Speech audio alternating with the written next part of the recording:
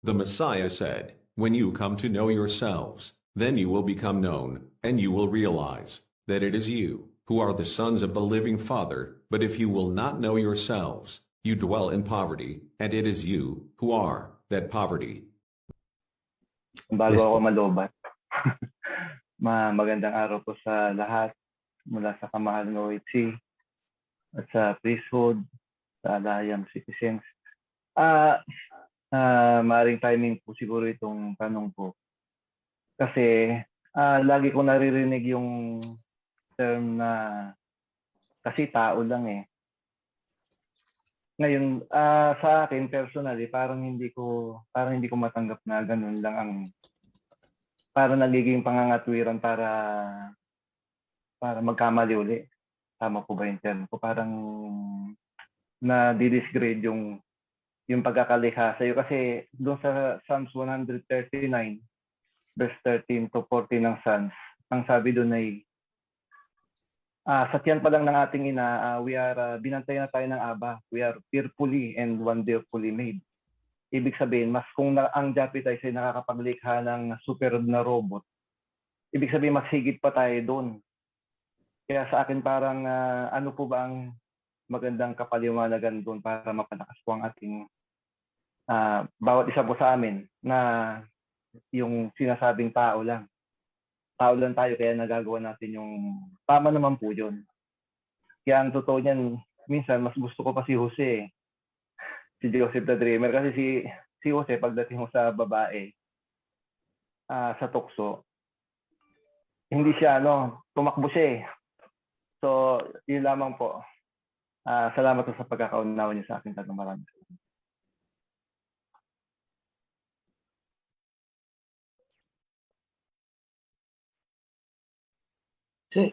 Sinong sasagot? Ako ba? Si Prime. Si Prime siguro kasi mas pogi si Prime. Mas makaka-relate yan.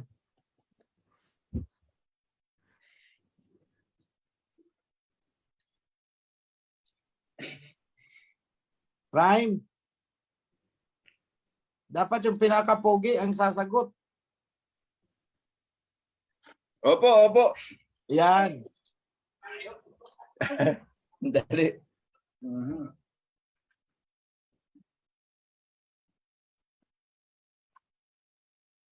Salamat po sa nagtanong. At alam niyo mga kapatid, pag in-invoke kasi natin yung katuwiran na yan, na tao lang kaya nagkakamali tayo. Ito sa isip ko lang tatandaan natin na all creations, sa lahat ng nilalang ng Aba, tayo ang pinagtiwalaan, dominion over all. At tayo na ang ginawa niya na kawangis niya. Kawangis, kaanyo. Tayo lang, walang iba eh. So hindi natin pwedeng sabihin na dahil tayo tao lang, alin pa ba siya nilalang ang masihigit pa sa tao? Di ba walang nilalang na ang Aba na masihigit pa sa tao? So anong ibig sabihin? Pagka sinabi natin ganun lang, paano pala ang pagkakalalang sa atin ng Aba? Ngunit yan po karaniwan sinasabi ng mga tao na gumagawa ng kasalanan at naghahanap din ng dahilan para mabigyan ng kapaliwanagan yung ginawang kasalanan. Kasi tao lang ako nagkakamali. At tinitake advantage nga dyan yung pagpapatawad. Kaya yan mga kapatid, sa akin, wag na nating i-invoke yan. At wag po, hindi po natin kailangan gawan niya ng pang paliwanag. Kung hindi, tayo po tayo lang ang binigyan ng Aba ng wangis niya. Isang napakalaking karangalan na tayo mga tao ay nilalang na wangis ng Aba.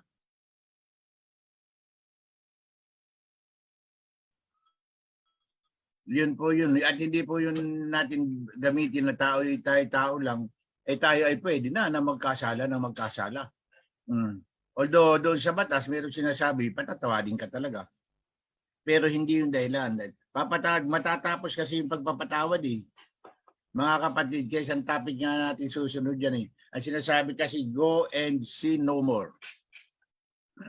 Go and sin no more for the last time. From now on, from now on, sin no more. Marami pong ganung verses eh, ang translation. So, yung pagkatapos na patawarin ka, hindi ka na uli magkasala.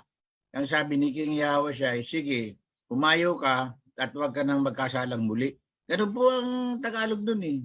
Pumayo ka at huwag ka nang magkasalang muli. Eh pag sinabi natin na tao lang magkakasala ka na magkakasala pag ginawa ko yung nilagay sa diwa.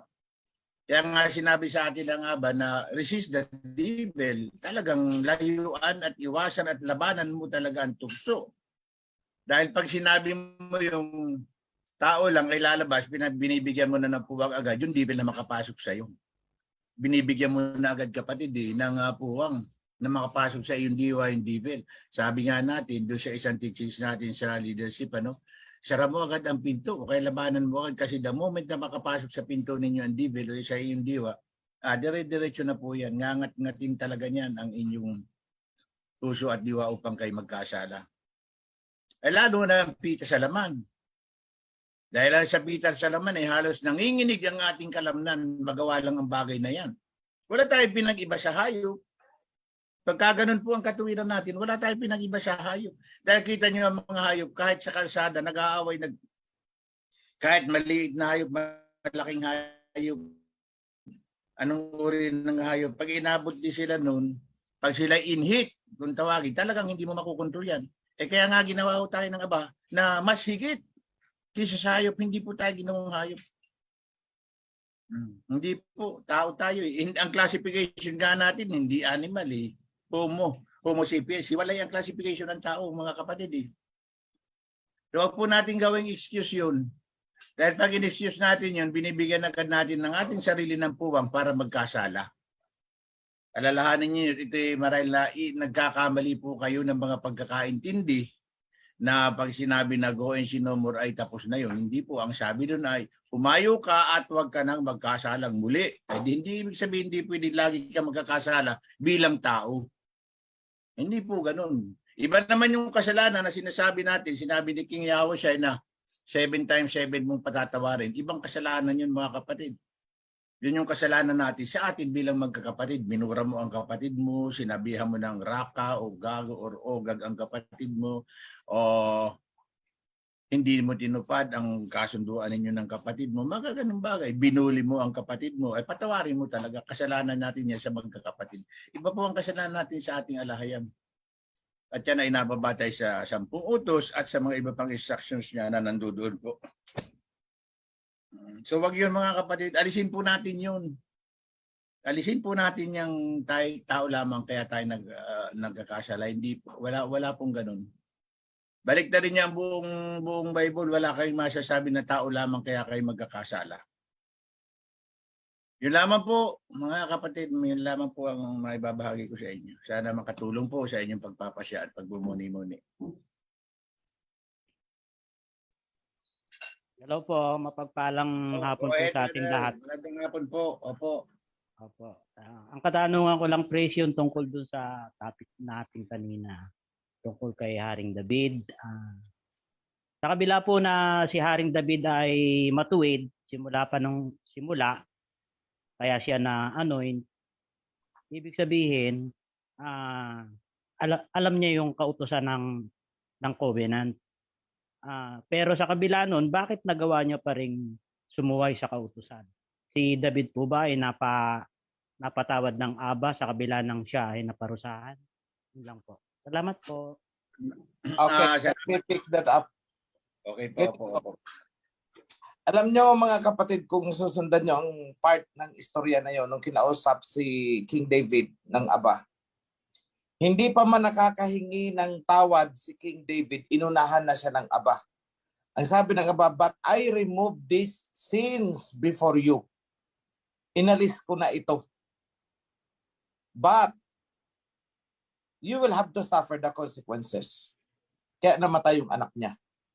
So ibig sabihin, as to the question na pinatawad siya, yes. Hindi pa nga nakakahingi ng tawad si King David, nauna na ang patawad ng Aba. Pero sabi ng Aba, pero pagdudusahan mo ang consequences nito. Nandyan yan. Pakihanap nyo lang sa istorya niyan. Yung part na sinabi ng Aba na, I have removed these sins before you. At tingnan nyo yung part kung kailan humingi ng tawad si King David. Hanapin nyo yung part kung saan siya humingi ng tawad. Nandun po sa mga slides na ini-present ni Priest Leon, mga kapatid. Nandun po yun. Samuel. Yes.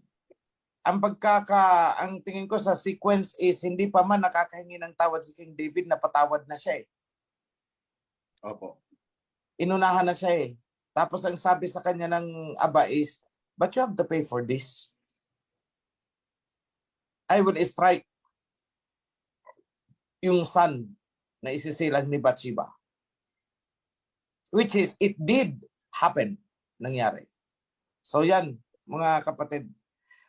Pero kung papansin nyo rin, hindi nagrason si King David na ako'y nagkasala sapagkat ako'y tao lamang. Yes. He did not say that. Bagko siya ay nagmakaawa. Pero hindi niya sinabi ako'y tao lamang. Ewan ko, correct me if I'm wrong ha, parang wala yata ako napansin. May pasubali yung sagot ko ha. Ang ano ko is parang wala akong nabasa na sinabi ni King David yun. So tingnan nyo na lang kung part ng dialogue ni King David na sapagkat ako'y tao lamang na nagkakasala. Yun lang po. So sa akin is wag po nating gamitin yun as a ticket to commit sin. Na para bang it's reasonable na magkasala tayo kasi tao lamang. Kasi kung ang rason, kung pananaigin natin ang rason na yan, hindi sana lahat ng tao ay nagkakasala ng pangangalo niya. Eh bakit may mga taong hindi naman nagkakasala ng pangangalo niya? Eh tao din naman yun ah. Hindi naman alien. Nakuha niyo ang punto ko. Kung meron dyan mga nagkasala ng pangangalo niya at ako'y tao lang, kaya nagkasala ako ng ganun. E di sana lahat ng tao ay nagkasala ng ganun dahil pare-pareho namang tao. Correct? Kaya lang ang iba kasi, ginagamit yan as an excuse. Kumbaga, finding a reason to explain or justify the wrongdoing. Yun ang problema doon. Yung naghahanap tayo ng isang rason para i-justify yung ating nagawa. Which is hindi po tama. Kasi basta ito akin lang ang analysis ha. Kung ang rason kaya nagkasala ng pangangalo niya ay ang pagiging tao, eh di sana lahat ng tao ay nagkakasala ng pangangalo niya, which is hindi totoo. Hindi naman lahat ng tao nagkakasala ng pangangalo niya eh. So it could not be the reason. I hope clear po sa inyong lahat.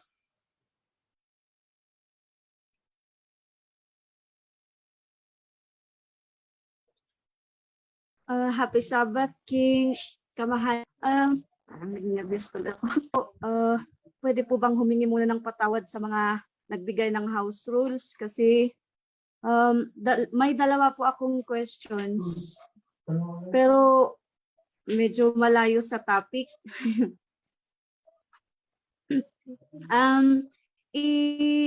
Tatanong ko sana ulit yung tinanong ko kay Priest Lil nung isang araw, yung tungkol po sa templo, sa pagpapatayo ng literal na templo. Kasi po yung nabanggit po kasi ni Messiah nung nabubuhay siya ay yung tungkol sa spiritual temple. Yun po, yata. Hindi, gusto sana naming maliwanagan yun. Kasi yung nakalagay po sa Acts 17:24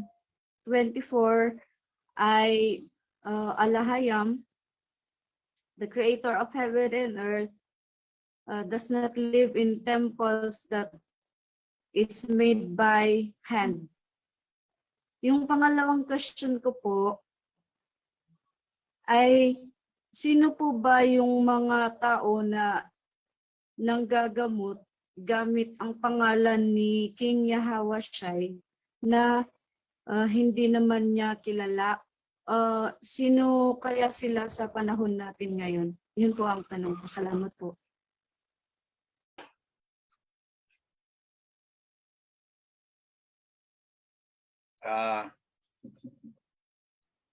Maraming salamat sa iyong katanungan at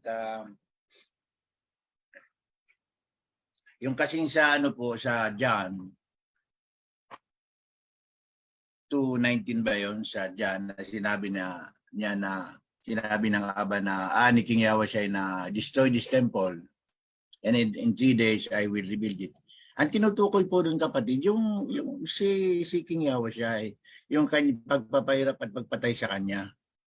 Tapos ng 3 araw siya ay mabubuhay na maguli.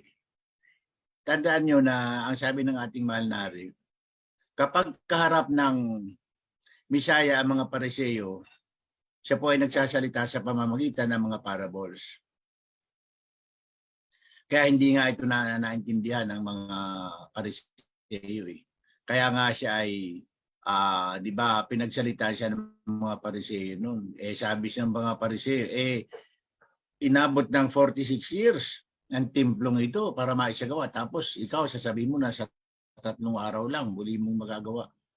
Kung babasahin nyo yung kadugsugnunan bro, sa ibaba lang po noon, mga kasunod na verses, ay malinaw po natin na sinasabi doon na naunawaan noong mga apostol yung salitang yun ni King Yahweh matapos ay mabuhay na maguli. Nang tinutukoy po noon ay yung sa kanyang sarili.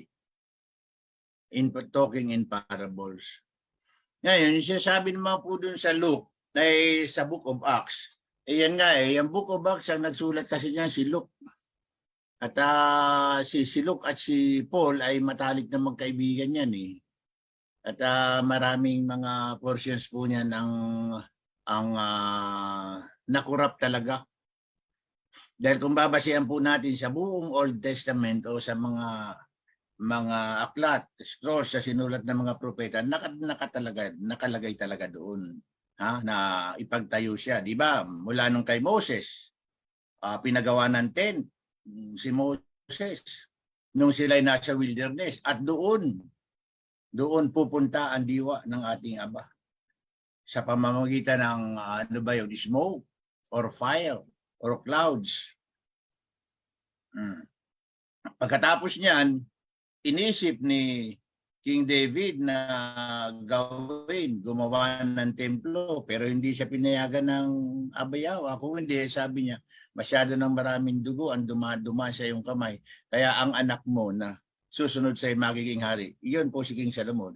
At mismong, lahat po yun mga kapatid, lahat, pati sukat, haba, yung korte, ang mga disenyo ng templo, ay galing po yun sa Aba. Mismong ang Aba nagbigay ng mga sukat na mga gagamitin doon saan nilalagay, kung saan nakaharap, kung nasaan ang pinto, kung nasaan ang Holy of Holies, saan nakalagay ang cherubim.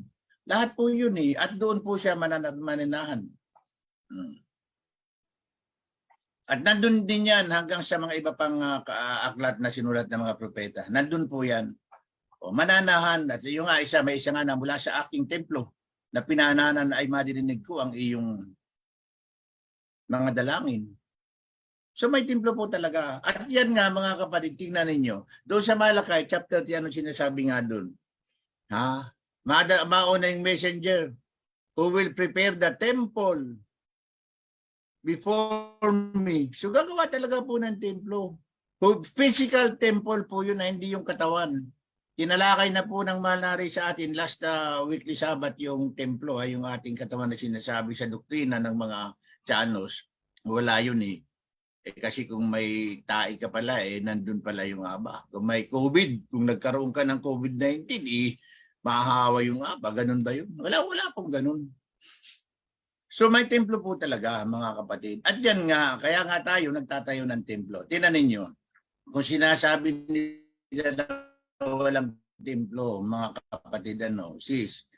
Bakit nagtatayo sila ng third temple? Di po ba nagtayo nga sila ng third temple Tapos, ginagawa nila yung genetically modified heifer, yung ukaw. Yung red heifer, ginagawa na nga nilang pilit dahil yun ay i-offer nila. Saan nila gagawin yung pag-offer? Doon sa temple. At yan din ang nagpapatunay, mga kapatid, kung gaano kasinungaling itong mga Tiyanos na ito, itong mga Romanong ito. Kasi sabi nila nun, wala nang pag-o-offer, wala nang pagsusunog eh. Doon alam natin na sa panahon lang ni Constantine yan, si iniutos na alisin yan. Pero bakit sila nagkukumahog ngayon na makagawa ng isang heifer at susunugin bilang offering? O di ba, ibig lang sabihin na sila mismo, alam nila na may offering. Pero patuloy lang nilang niluluko ang mga followers nila. May templo po. Kaya nga dun sa third temple, igagawin nila yung karumal-dumal na pagkakasalang yan. And now, dito sa ginagawa ng ating kingdom, sa pamamagitan ng messenger from the east, tinatayo natin ngayon ang physical temple. At kung saan nasasabi din sa talata yun na dadating ang inyong pinakahihintay, si King Yahawashi, at lalakad kasabay ng inyong mensahero sa loob ng templo. Tignan nyo yan. Basahin po ninyo yun. Hindi ko lang matiyak. Pero ganun po siya. Basahin ninyo yun, nandun yun. May templo nga eh. Eh kung walang templo, ay alin pala ang sinabi ng Abba Yahweh sa panahon ni Moses, sa panahon ni Solomon. O ngayon sa third temple, di ba? Ipinaayos pa nga niya yung temple na nasira di sa panahon ni ni King Cyrus ba yun? Binigyan nung matapos na masubdue yung mga Israelita natin, o pinabalik sila doon at pinayagan na ayusin ninyo yung templo para muli ay kayo ay makapagsamba, makapag-offering sa inyong alahayam. Nandun po yun, wag po tayong wag tayong madeceive niyang mga sinasabi nila na ang templo natin ay yung katawan natin ang templo. Ayan naman ay talagang mga galing yan sa mga doktrina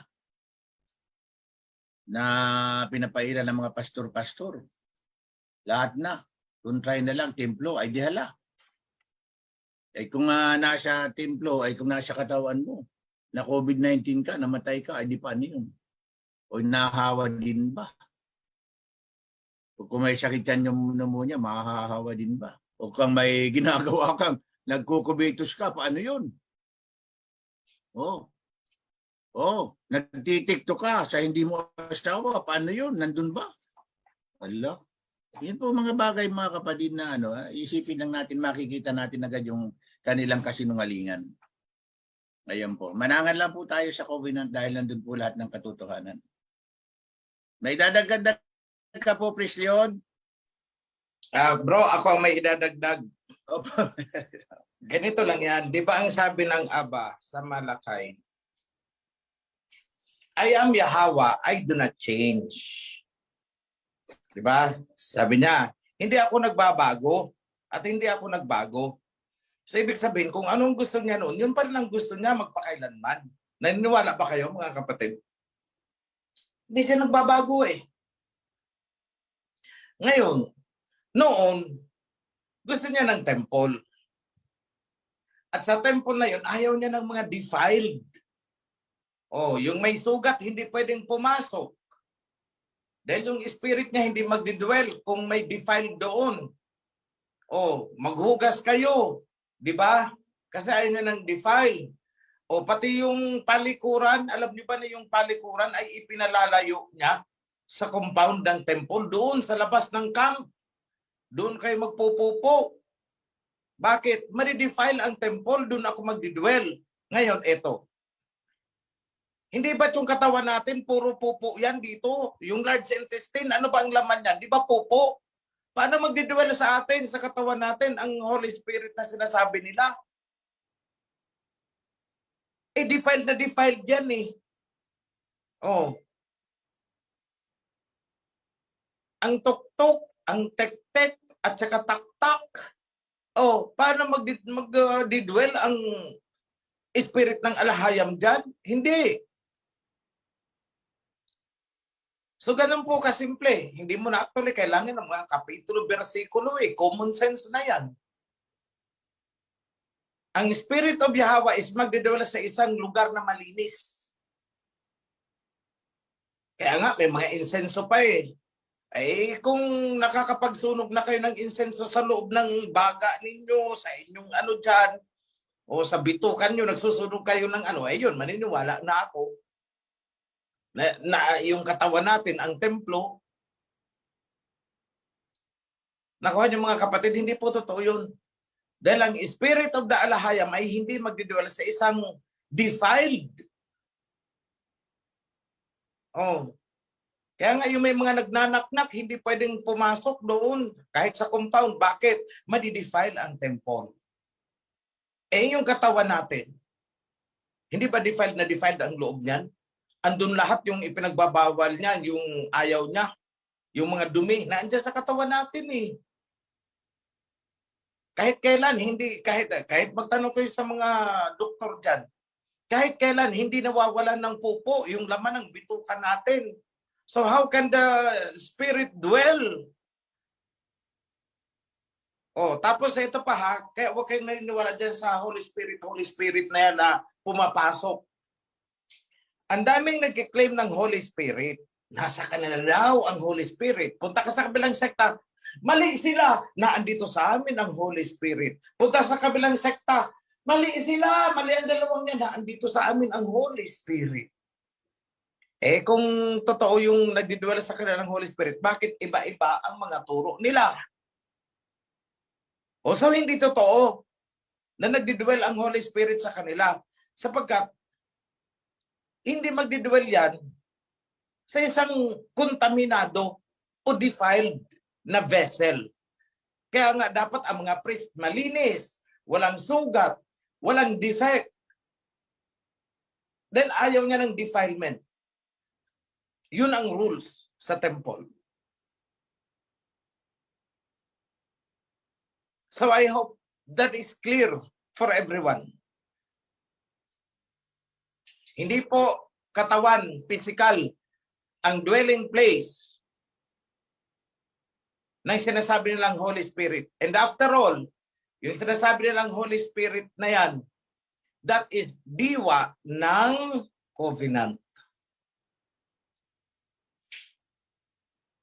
It is in our thoughts. Pero yung per se, yung dwelling place ng Alahayam is a temple. Actually, the temple of Yahweh yun. Yahweh the Son. Kasi ang Father is napakalaki. Anong sabi ni King Solomon? The universe cannot even contain you. Hindi ka magkakasya sa buong universe. O kanino pala yung temple? Sa anak niya. O nakuha nyo mga kapatid. So wag na po kayong mababother dyan sa temple of the Holy Spirit ang katawan. Puro pupo ang laman ng abdomen natin. Paano magiging temple of the Holy Spirit yan? Nagtitiktok, nagtitektek, nagtataktak. Paano maging temple of the Holy Spirit yan? Nakuha ninyo mga kapatid. Ganun kasimple yun. Yeah. Larry, may idadagdag lang po ako. Go ahead, bro. Yung ano po, yung nakita po natin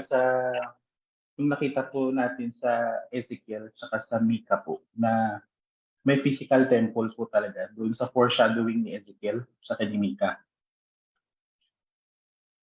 So may nakasulat talaga kapatid na may physical temple talaga kasi nandun kay Ezekiel na nakatayo siya sa labas ng temple habang nagsasalita si King Yahweh. Naririnig niya yung boses sa loob.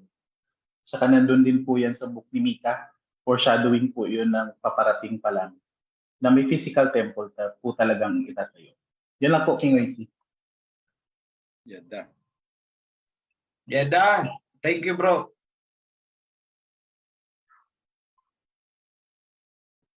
Meron pong nag-iisang question dito sa sa Facebook Live. Sabi niya, ano ba ang gagawin natin sa kapatiran na ito na lahat ng mga babae dito sa Kawan liniligawan niya? Ano daw po ang gagawin natin?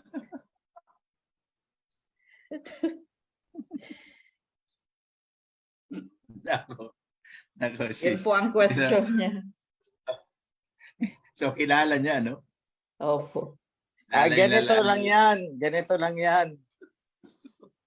Eh,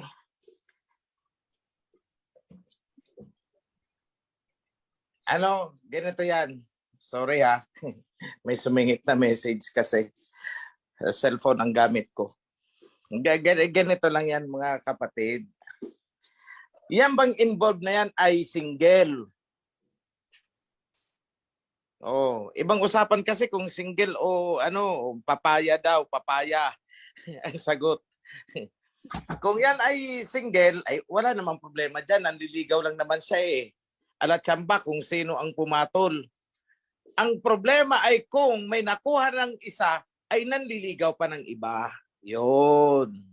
Nandun ang problema. Eh, kaya yan nag-aalatsamba kasi hindi niya sigurado kung may tutugon sa kanya. Ay baka pangit yan. Kasi kung sigurado ka sa sarili mo, ang isang niligawan mo, hindi ito, hindi ako nito matatanggihan. O, ito. So kung meron siyang confidence na ganun, hindi na yan manliligaw sa iba. Eh kaso, insecure yan, siguro ko pangit. Kaya nililigawan niya na lang lahat, ang aber pa kung may mabingwit. O ganun lang yun, mga kapatid. So hayaan lang natin, manligaw siya na manligaw. Pero kung yan ay alam naman ninyong may asawa at nanliligaw ng niligawan, ay kuyugin ninyo, pagsasabunutan ninyo, tadyakan nyo palabas ng HOP, tapos ang kwento.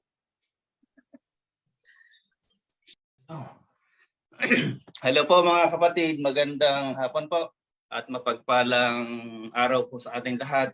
Magandang hapon po, mahal na hari. Sa mga sa presod po, magandang hapon po. Ang tanong ko po is tungkol po dito sa Deuteronomy 23:2. So napag-usapan din na po natin yung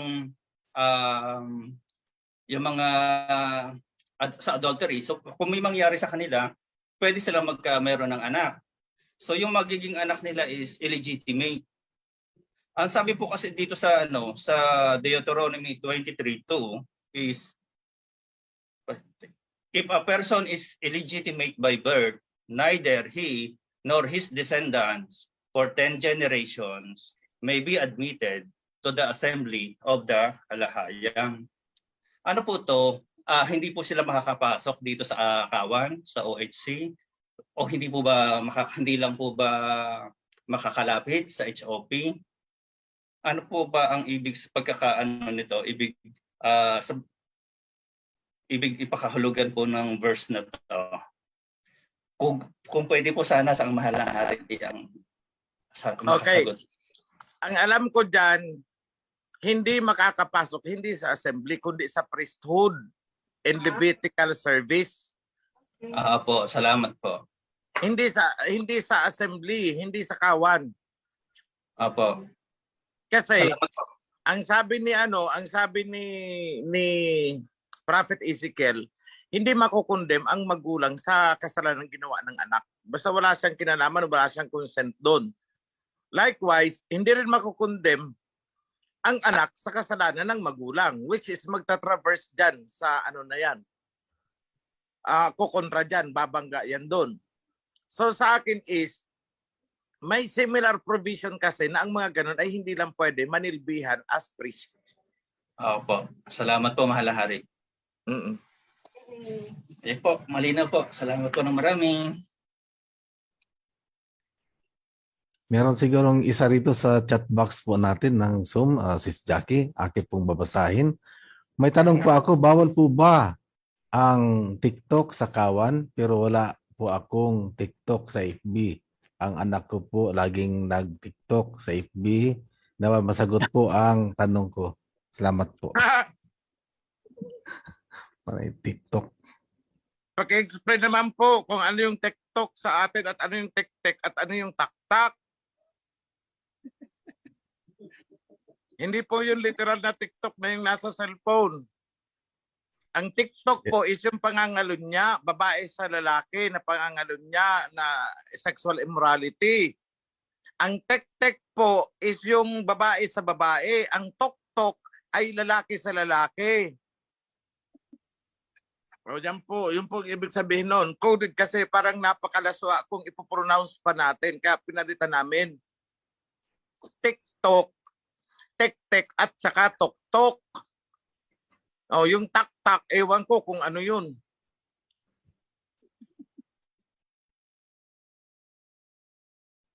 Okay, meron pong question dito sa Facebook Live.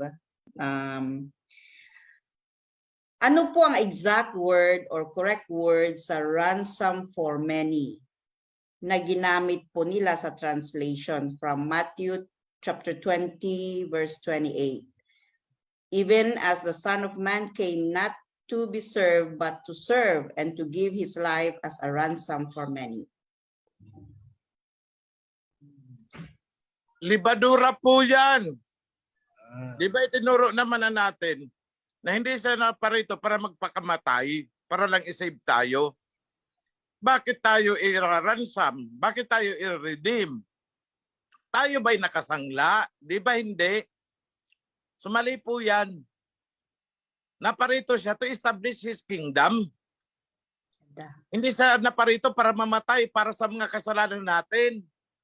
Hindi po totoo yung kamatayan niya, ang kapatawaran ng ating mga kasalanan. In-explain ko na po yan paulit-ulit na noong marami ng nakaraang panahon. Siguro ko hindi mo brother o sister na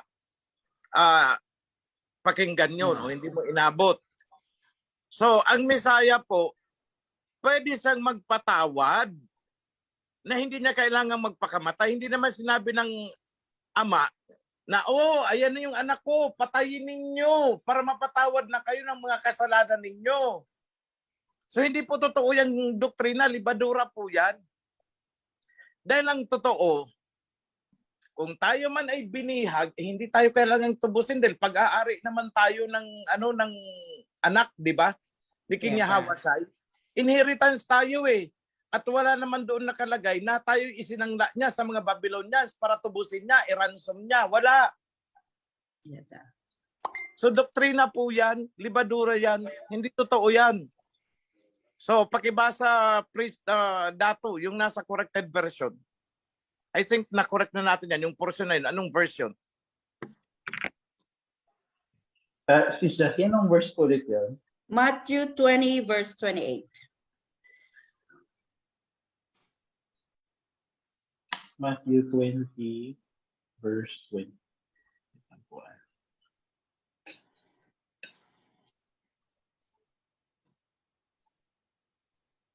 Ang nakasulat po sa corrected version, just as the son of the Alahayam did not come to be served but to serve, and to endanger his life, to gather the lost sheep of Jacob Israel. To gather the lost sheep of Jacob Israel. Yadda. Maraming salamat po, priest. Kawan, kapatid na Salino. Kapagpalang. Opo. Kapagpal. Hello po. Kawan, kapatid na Okay na po. Salino. Mapagpalang tanghali po sa inyo. Happy Sabbath po sa ating mahal na hari, sa ating mga buong priesthood. Katulog, ang ano ko lang po, yung hingi lang po akong payo, marami po nagpapayo sa akin. Isa po ako sa mga iniwan ng asawa dahil sa pakikipagtipan natin sa ating alahayam. Naninindigan tayo, pinili natin na mga katuruan ng ating mahal na hari na wag nang kunin yung mga gumawa ng mga adultery na babae tapos kukunin pa. Kasi ang nangyari po sa una kong relasyon, ganun din po. 3 beses siya nagkamali. Pinatawad ko pa rin po at tinanggap ko, tapos nagkahiwalay kami. Yung pangalawa po, 4 na beses na po siya nagkamali. Di ko na po tinanggap kasi nung umalis siya, nagpaalam siya na trabaho lang. Sabi ko, nung nagpadala ko, tapos sabi niya, ako'y nag-asawa na, binalik niya yung pera ko. Sabi niya, ako'y nag-asawa na, hindi ko na matatanggap ang yung pera. Ngayon po, marami po sa ating sakawan na nanindigan, mga lalaki na nawalan ng asawa dahil sa pag-ibig natin sa ating alahayam. Ngayon po mahirap po ang sitwasyon ko po dahil nandiyan po yung mga tukso kasi po medyo nakakaangat din po ako sa buhay, may maganda po akong trabaho. Pinapayuhan po ako ng aming mga zone leader, mga kapatiran na pumili ng kawan. Ngunit talagang matigas po yung aking ulo. Ganito po nangyari nung una. Nung nagdi-decide ako na magsama kami ng hindi kawan, may nangyari po na namatay yung nanay niya at nagdahilan na po na wala na po. Pinayuhan din po ako ni Priest Leon na mamili talaga sa kawan dahil hindi kanya iiwan. Yun lamang po. Payo na lang po ang aking pong maipapayo niyo po sa mga naiwan ng pamilya dahil po sa banal na pangalan po.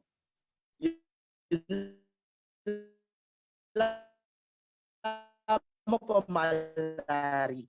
Be blessed po. Wala. May papayo ko niyan, bro. Gawa ka ng malaking unan. Yun na lang ang kayakap-yakap mo kasi malamig ang panahon, lalo pat ganito may bagyo.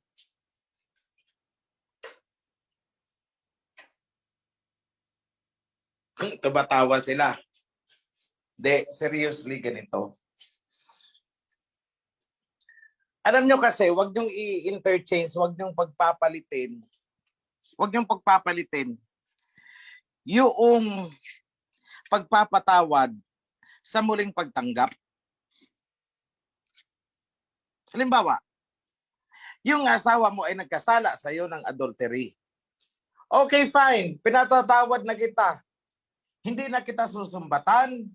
Hindi kita sisisihin. Hindi na kita pagagalitan. Ibabaliwala ko na ito. Pinatawad na kita. Pero hindi ibig sabihin nun na muli kitang tatanggapin. Dalawa yun. Iba yung pagpapatawad, iba yung muling pagtanggap. Hindi po totoo. Yung kung pinatawad mo na nga ako, muli mo akong tatanggapin. Muli tayo magsisiping. Mali po yun. Paano kung may AIDS na yan dahil sa pinatulan ng iba? Di ba? Sinausawan na ng iba Tapos doon sa pinagsausawan, sasawsaw ka rin doon, titiktok ka rin doon. Paano kung nakakuha na ng sakit yan doon? O hindi nahawa ka. So clear ang instruction. Patawarin mo, pero wag mo nang tatanggapin. In fact, you have the right to divorce her. Hiwalayan mo. Bakit? Yan yung exemption. Kailan pwedeng hiwalayan ng lalaki yung babae at itong si lalaki ay malaya ng mag-asawa pa ng iba. Yung nag-iisang provision is kung ang babae ay nagkasala ng sexual immorality. So patawarin mo na siya. O sige, pinatatawad na kita, pero di-divorce kita. Dahil hindi na kita pwedeng tanggapin ulit. Dahil yung lusong, may ibang bayo na pumasok dyan. Paano kung may sakit yung bayo na yon? O di mahahawa ka. O ganun lang yun. Huwag kang titiktok doon sa isang na merong nagtitiktok na iba. Ano yan? Nakuha yung ibig kong sabihin, iba po yung pagpapatawad. Iba yung muling pagtanggap. Hindi po nakapackage yun na 2-in-1. Na kapag pinatawad mo, ibig sabihin tatanggapin mo. Magkaiba po yun. Ibig sabihin tatanggapin mo as is, normal na dati pang dati. Kasi meron diyang iba na pinatawad ko, tinanggap ko sa bahay, tumira. Alang-alang sa mga anak. Iba yun. Hindi niya tinanggap bilang asawa. Tinanggap niya bilang magulang, nanay ng kanyang mga anak. Pero hindi niya na tinanggap bilang asawa niya. O, nagkaintindihan po tayo? So yan ang advice ko sa mga lalaki. Nagpa-TikTok sa iba Tayo? Oh, ano yan? Para kang ano yan? Anong tawag dyan? Sa mga lalaki. Salome. Oh. Ang iyo ay iyo. Pag binigay na sa iyo yan. Hindi na pwedeng anuhan yan ng iba. Oh, ayun, yun. Paano po kung yung lalaki ang nagkasala? Oh, yan. O, pasensya na. Kung sasabihin yung unfair ito, mga babae. Pag ang lalaki ang nagkasala, pwede pang bumalik sa asawa nilang babae bilang asawa kung tatanggapin ng babae. O, yan po ang kaibahan. So may leeway na kunti para sa mga lalaki. Pero itong si lalaki ay hindi nakalibre sa usaping adultery. Oh, may pananagutan siya sa alahayam. Pero insofar as ikaw, babae, is concerned, pwede pa uli kayo magsama kahit nakakubit na siya ng adultery. Oh, pwede pa kayo magsama bilang mag-asawa as in normal. Kahit nagkasala na itong si lalaki ng adultery, ibumalik sa iyo, ikaw ang tunay. Pero pag ikaw na asawa na babae, tunay kang asawa, nag-commit ka ng adultery sa ibang lalaki, pumatol ka, ay aba, hindi ka na pwedeng tanggapin ni lalaki. Ikaw ay defiled. Pag tinanggap yan ni lalaki, lalo na ito may mga babae na may asawa, tapos pa na ang patiktok sa iba. Pag uwi sa bahay, magpapatiktok din sa asawa. 1 oras pa lang ang nakakalipas. Galing, nag-check-in sa motel, alas 10 ng gabi. Pagkatapos, alas 12 ng gabi, umuwi sa bahay. Ganado si Mr. TikTok din doon sa pinag-tiktokan ng isang lalaki. That is abomination. I'm sorry, that is fornication. Para kayong nag-orgy. Yan yun. Lugawan daw, bulaluhan. Para kayong nagbulaluhan yan. So, bawal po yun. Okay, so pasensya ng mga babae. Kasi iba kasi ang organ ng babae. Kasi yun ang dinideposituhan, pinupunduhan ng similya ng lalaki. Ikaw babae, hindi ka naman nagpupundo ng similya sa ari ng lalaki. So yun ang kaibahan nun. Bakit ba? Kapag ba nag-TikTok, yung Excel ng babae ang napupunta sa lalaki, di ba hindi?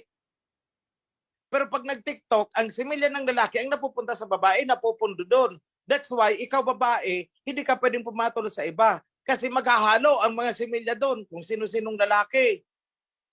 And that is fornication. Baka po nagkondom ang lalaki. Disregarding, paano kung nabutas ang kondom?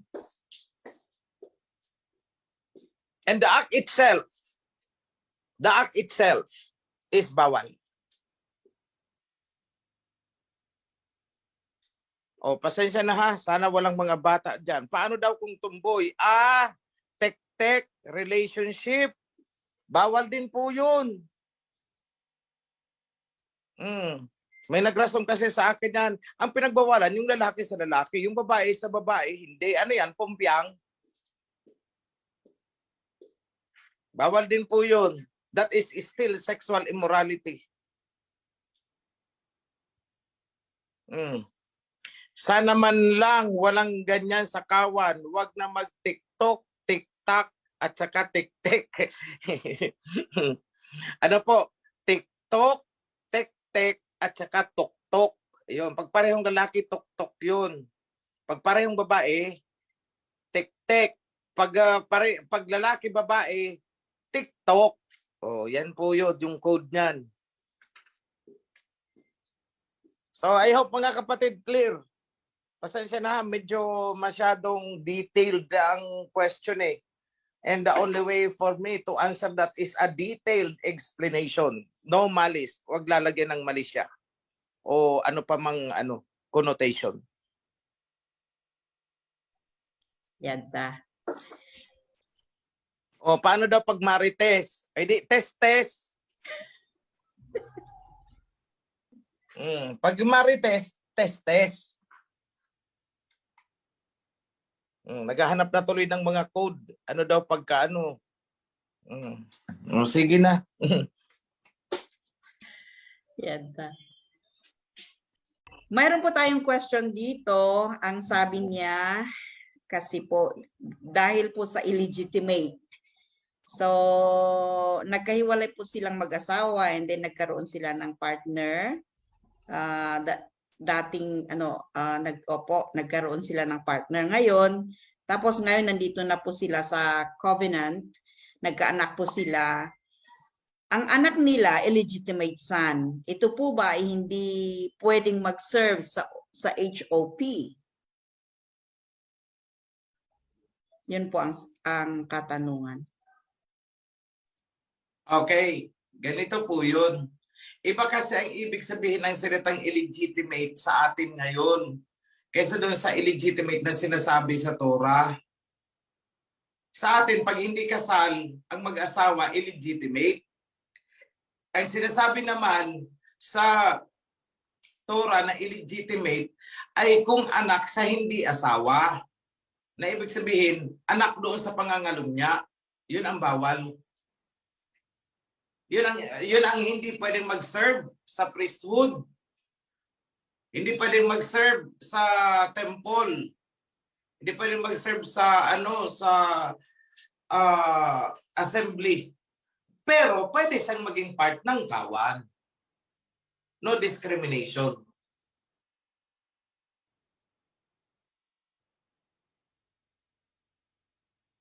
So yan lang po, hindi pinag-uusapan yung kasal ha, hindi pinag-uusapan yung kasal.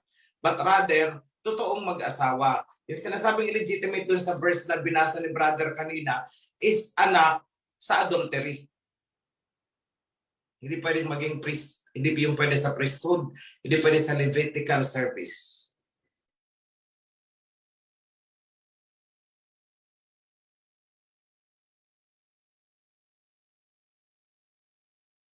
Po, maraming salamat po, mahal na hari. Siguro very clear na naman po itong answer sa nag-question po. Merong isa din dito. Ano po ang kaibahan ng consequence ng adultery sa verse na ito? You shall not commit adultery. But I tell you that everyone who gazes at a woman to lust after her has committed adultery with her already in his heart. Ang question siguro is yung adultery na the act of adultery and then ito yung yung tumingin lang sa babae nag-act adultery na po. Ano pong difference? Ano daw po ang difference? Has committed adultery in his heart. Apo. Oo. Sa una, yung sa isip mo, nagkasala ka na ng adultery. Pero hindi mo naman isinakatuparan. So there is distinction pa rin dyan. Kumbaga, you have planned, but you did not consummate. Nagkaroon ka ng plano, pero hindi mo itinuloy. Magkaiba pa rin yun. Okay. So mas magaan yung consequence noong hindi mo natuloy? Ipapaligo mo lang yun eh. Hihingi mo ng tawad eh. Kaya nga may Day of Atonement tayo eh para sa mga ganun. Opo.